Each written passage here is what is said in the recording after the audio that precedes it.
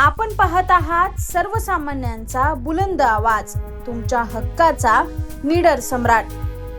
संपादक दीपक आढाव. घामटा काढणाऱ्या उकाड्यात मुंबईकरांना एसी लोकलमुळे दिलासा मिळालाय.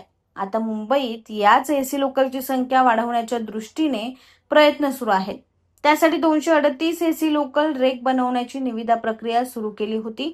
मात्र मुंबई रेल्वे विकास महामंडळाने ही निविदा प्रक्रिया रद्द केली असून आता सरकारी कारखान्यातच हे रेक बनवण्यात येणार आहे. याबाबतचे महामंडळाचे अध्यक्ष तथा व्यवस्थापकीय संचालक विलास वाडेकर यांनी माहिती दिली. या local integral coach factory Chennai आणि भारतातील इतर 2 संस्थांच्या माध्यमातून बनवण्यात येतील. विशेष म्हणजे 2027 पर्यंत पहिला नमुना तर 2030 पर्यंत सर्व 238 रेक लोकलच्या ताफ्यात दाखल होणार आहे, असेही वाडेकर यांनी सांगितले. लोकलच्या एसी रेकसाठी MRVCने सप्टेंबर 2025 मध्ये निविदा प्रक्रिया सुरू करून कंत्राटदार नेमण्याची प्रक्रिया सुरू केली होती. परंतु वेळोवेळी बैठका झाल्या आणि त्यातून अनेक पैलू समोर असल्याचेही वाडेकर यांनी सांगितले.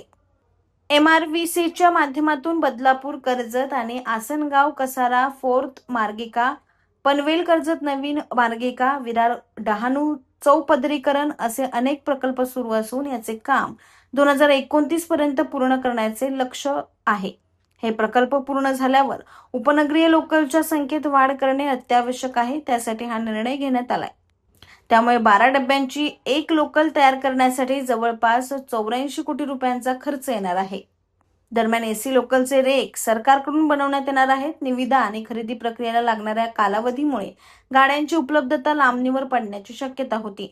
आता integral coach factory Chennai, rail coach factory Kapurthala आणि मॉडर्न कोच फॅक्टरी रायबरेली या 3 भारतीय रेल्वे उत्पादन कारखान्यात एकाच वेळेस रेल्वे रेक तयार केले जातील.